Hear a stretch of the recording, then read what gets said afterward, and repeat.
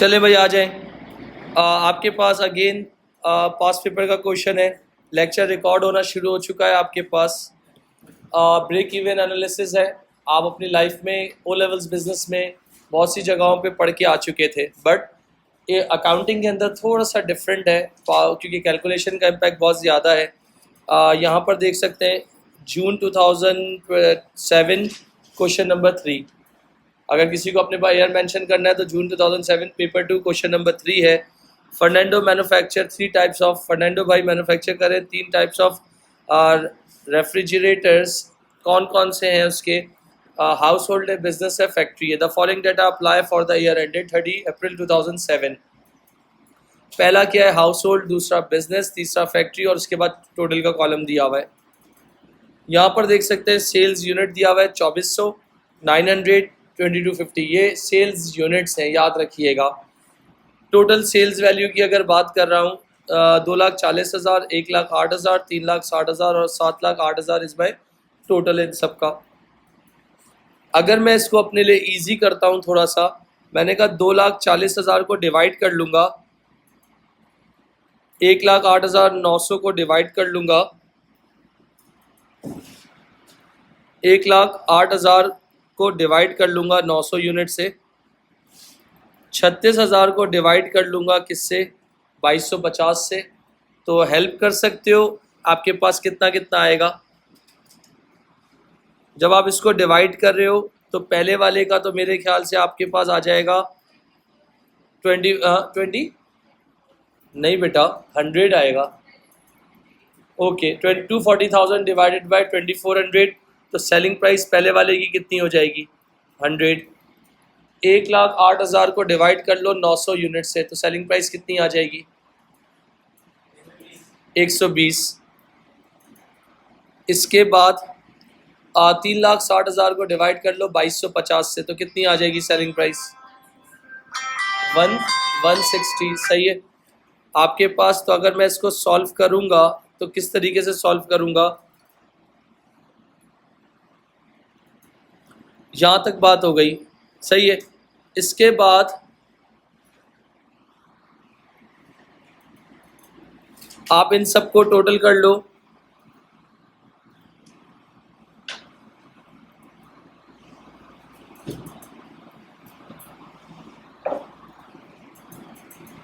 इन सबका जी बेटा, मैंने कहा टोटल सेल्स रेवेन्यू दिया हुआ था आपके पास और यूनिट्स दिए हुए थे।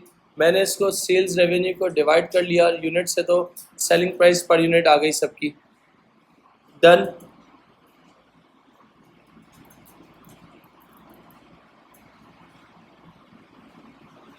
इसके बाद यहाँ पर आप देख सकते हो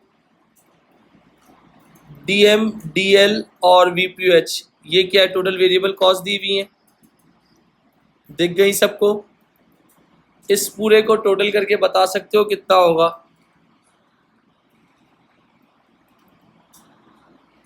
टोटल करके बता सकते हो कितना होगा पहले का? तो ये 192,000 क्या होगा मेरा बच्चा? तो टोटल वेरिएबल कॉस्ट होगी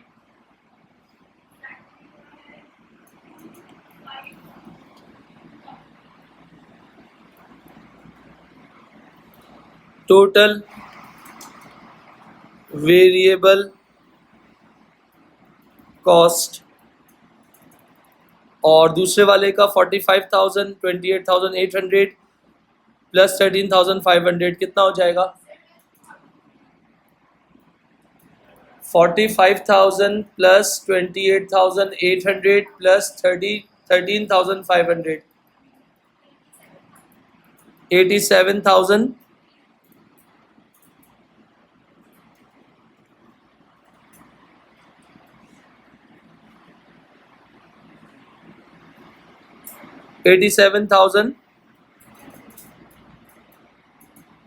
$87,300 बराबर में करो।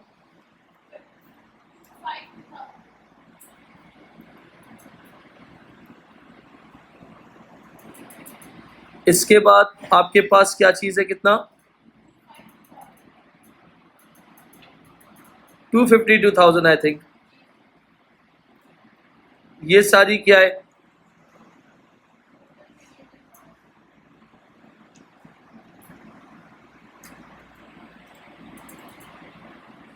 टोटल वेरिएबल कॉस्ट आ गई। अच्छा, अगर मैं 192,000 को डिवाइड कर लेता हूं किससे?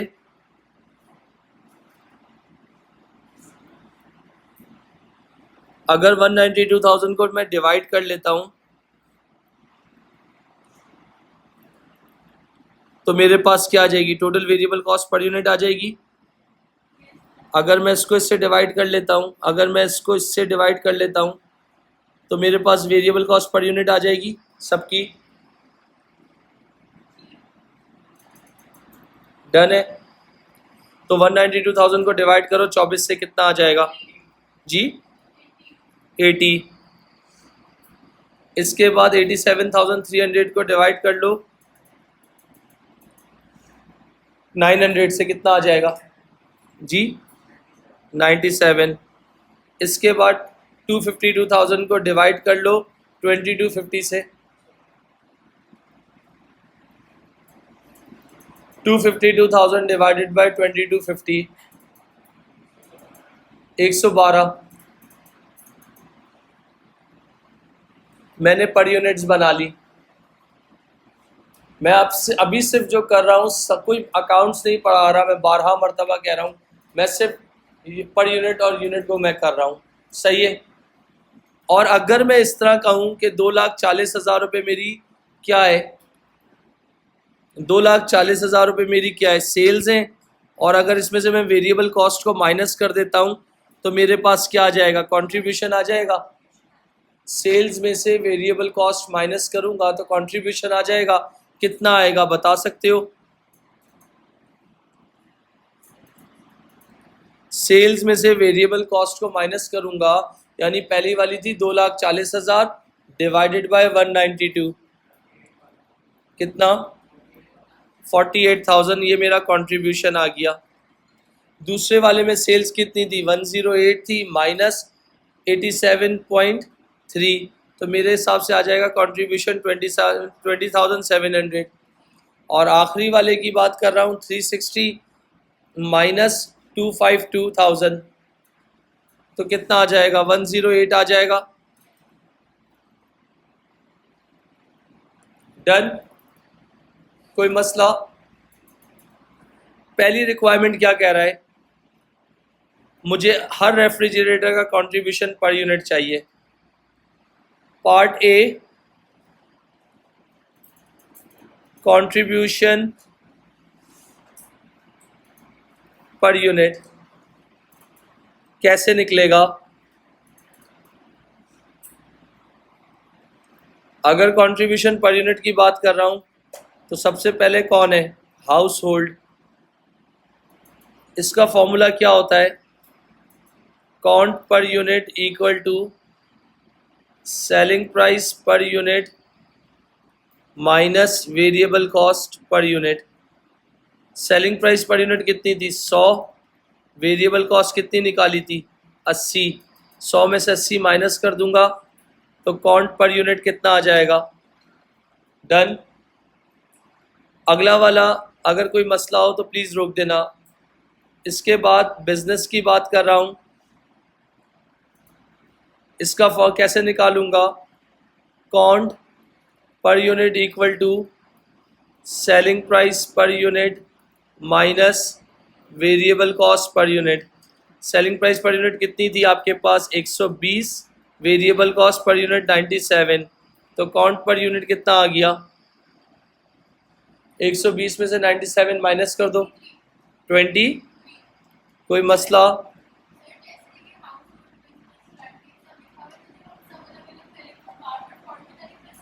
नहीं मेरा बच्चा, जब सब अलग अलग कर रहे हो तो एक मरतबा फॉर्मूला लिख दो, फिर लिखना ज़रूरी नहीं है। जी बेटा।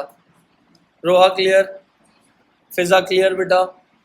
बिजनेस के बाद कौन सा मॉडल है? फैक्ट्री। अब जैसे आपने दो जगहों पे फॉर्मूला लिख दिया है, अब आप चाहो तो लिख लो, ना चाहो तो कोई मसला नहीं। Count per unit equal to selling price per unit minus variable cost per unit. Selling price मेरे ख्याल से थी 160 और वेरिएबल थी 112। क्या आ जाएगा आंसर? 48। कोई मसला यहाँ तक? कोई सवाल, कोई डाउट, कोई परेशानी? अगर मैं आपसे आगे जाता हूँ, उन्होंने पार्ट बी में क्या मांगा हुआ है चेक कीजिए। सॉरी, पार्ट ए के ही 2 में क्या मांगा हुआ है? कंट्रीब्यूशन एज अ, अब देखिएगा, contribution as a percentage of sales. अल्हम्दुलिल्लाह मैं सारी वर्किंग ऊपर करके आ चुका था, तो मुझे दोबारा करने की ज़रूरत नहीं होगी। सबसे पहले कौन था? House hold. अगर हाउस होल्ड की बात कर रहा हूँ तो हाउस होल्ड का कंट्रीब्यूशन कितना था? 48,000।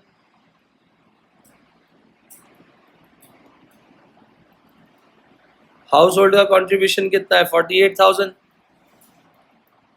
डिवाइडेड बाय सेल्स कितनी थी? मेरे ख्याल से 2,40,000 इंटू 100। क्या आ जाएगा आंसर? मेरा बच्चा ऊपर निकाला था, ये रहा। मैंने क्या, ये आपके पास क्या किया था?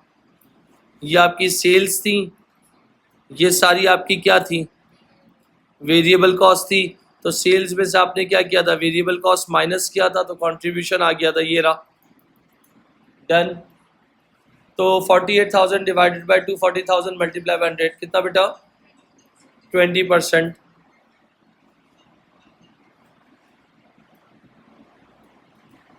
दूसरा आपके पास क्या है हाउस होल्ड के बाद? बिजनेस। अगर बिजनेस की बात कर रहा हूं तो बिजनेस में क्या करूंगा भाई? बिजनेस का कंट्रीब्यूशन 20,700 डिवाइडेड बाय 1,08,000 इंटू 100। क्या आंसर आएगा बता सकते हो?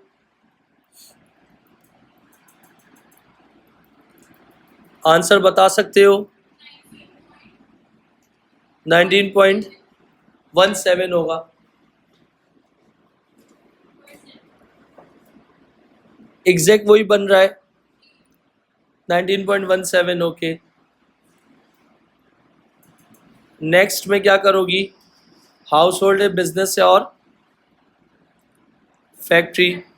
फैक्ट्री का कंट्रीब्यूशन कितना आया था? 1,08,000। सेल्स थी 3,60,000 इंटू 100। कितना हो जाएगा? 30%। पार्ट ए कंप्लीट हो गया। यहाँ तक कोई किसी का कोई प्रॉब्लम बेटा? कोई सवाल? दूसरे पार्ट में क्या मांगा हुआ है? कैलकुलेट ब्रेक इवन पॉइंट निकालना है, यूनिट्स और dollar. Give your answer to the nearest whole number, working must be shown. जो भी आंसर आएगा whole number. What is whole number? Okay बेटा। वैसे होल नंबर 2468 ये नहीं होते जी?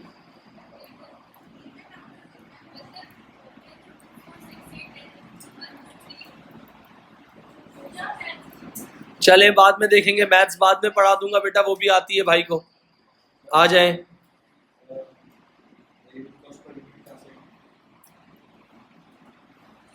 वे शुक्र करो रिकॉर्डिंग चल रही है, इस वजह से मैं। वेरिएबल कॉस्ट पर यूनिट का मतलब हो गया 96,000, 72,000, 24,000। तीनों को प्लस किया तो 192,000 टोटल वेरिएबल कॉस्ट थी। उसको डिवाइड कर लिया नंबर ऑफ यूनिट से।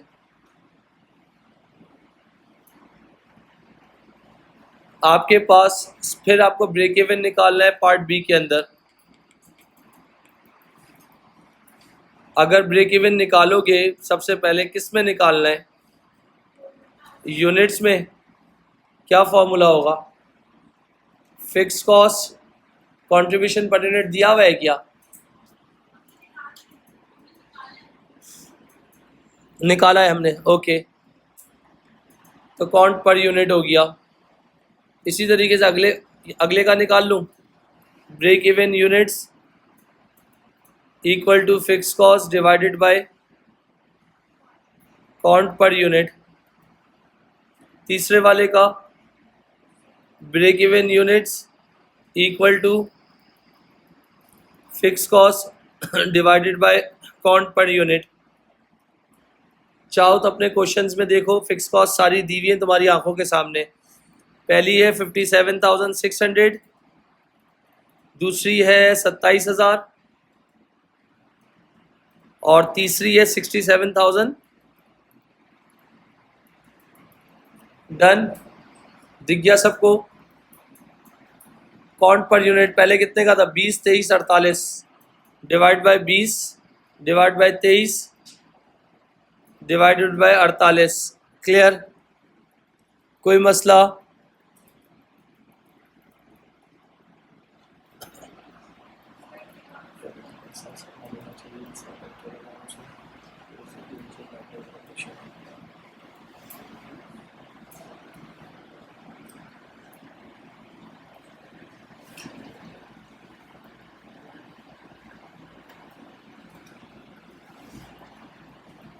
Thank you so much, man.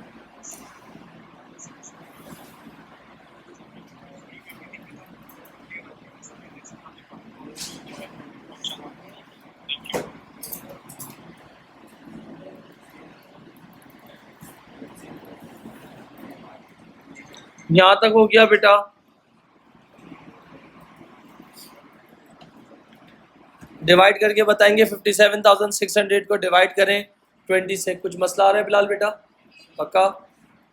कितना आ रहा है? 2880 यानी यूनिट्स ना। और दूसरे वाले का जी 1170 यूनिट्स, 1174 यूनिट्स। ओके, तीसरे वाले का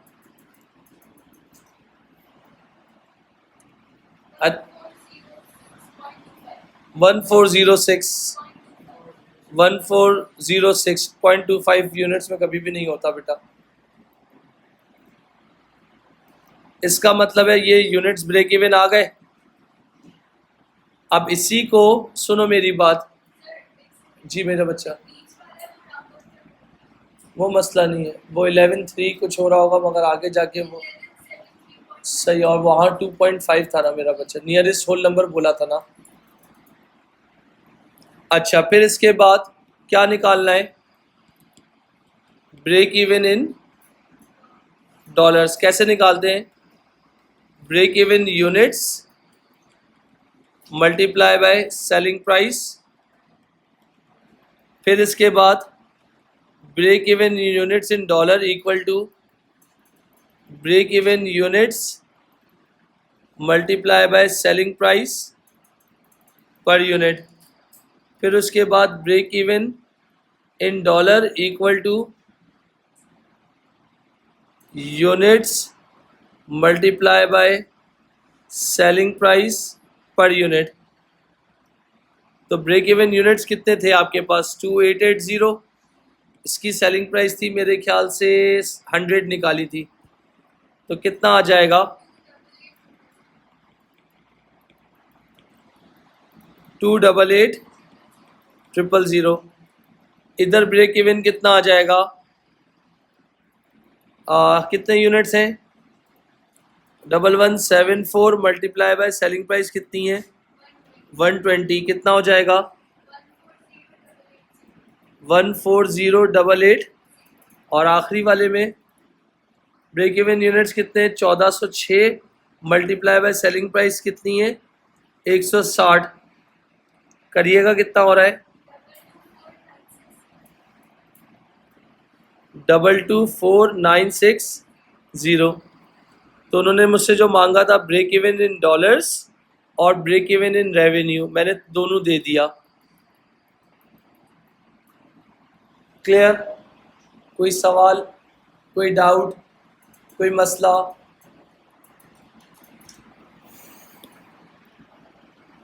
नेक्स्ट पार्ट में क्या मांगा है?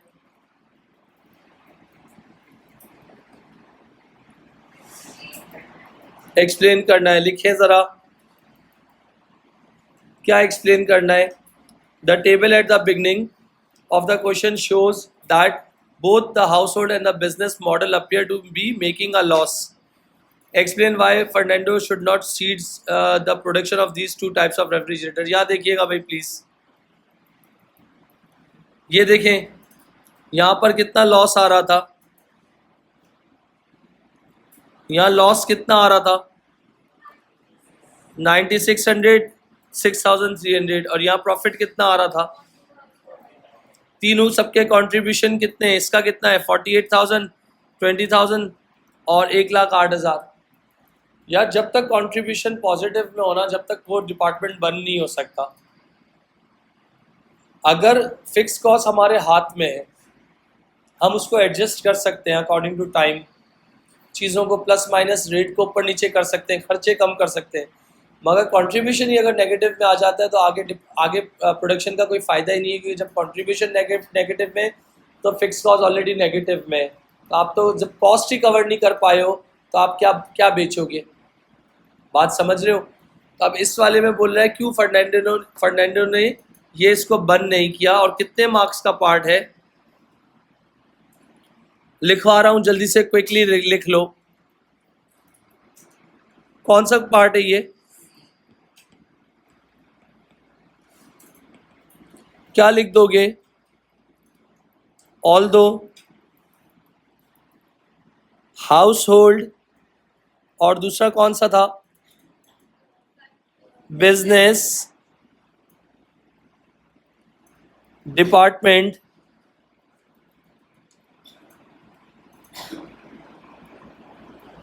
respectively incur a loss of, कितना लॉस ले रहा था 9,600 एंड 6,300, यही है। But this must be kept in mind, both departments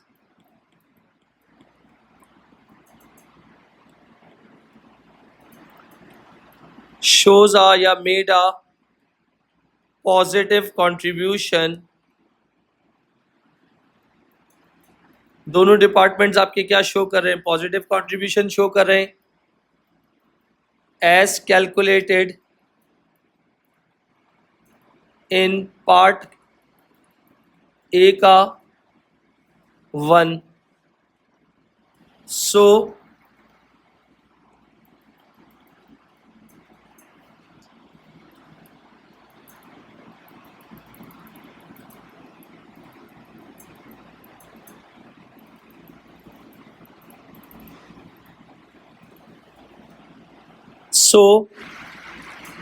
if these two departments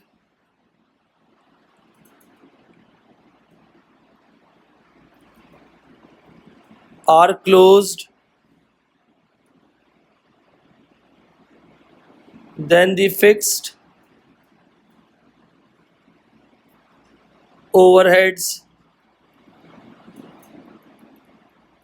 allocated to them, अगर आप डिपार्टमेंट बंद कर दोगे तो दोनों की जो फिक्स कॉस्ट है वो एक डिपार्टमेंट पे आ जाएगी, would have to be absorbed by factory,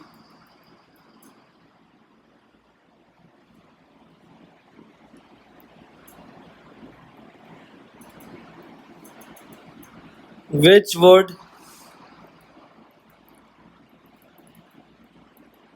convert its profit of $40,500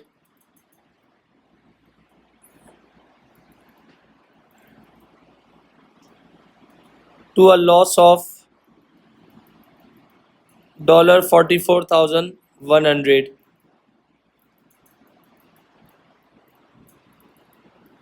That is अगर मैं बात करता हूँ फैक्ट्री की बात कर रहा हूँ, तो फैक्ट्री की सेल्स कितनी है?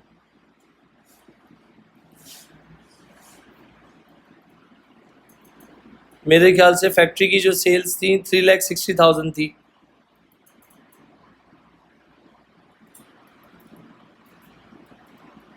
फिर आप क्या करते हो? Less variable cost. Variable cost कितनी आ रही थी, जो मैं ऑलरेडी टोटल कर चुका था, 2,52,000। और सेल्स में से अगर मैं वेरिएबल कॉस्ट को माइनस करता तो मेरे पास कंट्रीब्यूशन कितना आता? मेरे ख्याल से 1,08,000 रुपये का कंट्रीब्यूशन आता। यहाँ तक क्लियर? और अगर मैं उसमें से जो मेरे फिक्स्ड ओवरहेड है, एक डिपार्टमेंट का फिक्स ओवरहेड कितना था, यानी पहले वाले का कितना था, 57,600 प्लस 27,000 प्लस, अगर मैं इसमें से सिर्फ 60,500 माइनस करता तो मेरा प्रॉफिट कितना आ जाता, 40,500। करो ज़रा, 1,08,000 में से 67,500 से माइनस करो, इसी की फिक्स कॉस्ट को सिर्फ माइनस करो। 1,08,000 रुपये कॉन्ट्रीब्यूशन में था, उसकी फिक्स कॉस्ट कितनी थी, 67,500। 1,08,000 माइनस 67,500 प्रॉफिट, यही बात लिखवाई थी 40,500। और अब डिपार्टमेंट बंद कर रहे हो लॉस की वजह से, तो तीनों की फिक्स कॉस्ट को प्लस करो ज़रा, कितना आ रहा है, 152,000 माइनस कर दो,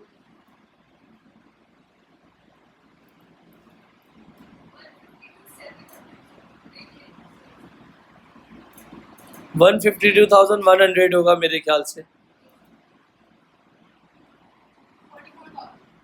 152,100 होगा मेरे ख्याल से, या 152,000 है, क्योंकि 57,600 है, फिर 27,000 है, वही मैं कह रहा हूँ। तो 152,100 माइनस करने के बाद क्या है, कितना लॉस आ जाएगा, 44,100। यहाँ तक बात हो गई, डन। इसके बाद लिखो उसी के आगे कंटिन्यूएशन लगा के,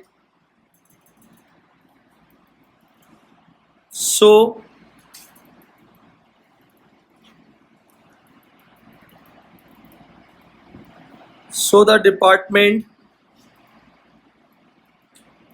should not be closed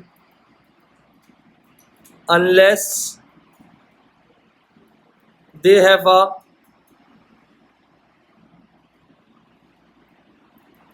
negative contribution.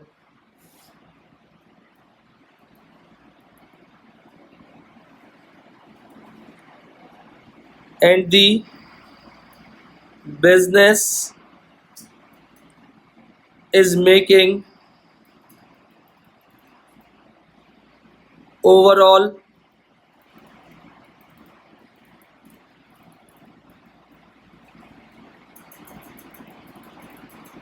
lastly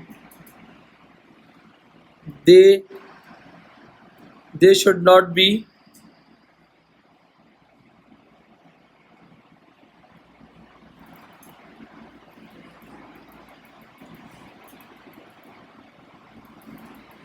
जब तक आप उसको बंद नहीं करोगे, जब तक आपके पास क्या हो, कोई प्रॉफिट ना हो, आपके पास लेट्स से कि फिक्स कॉस्ट आप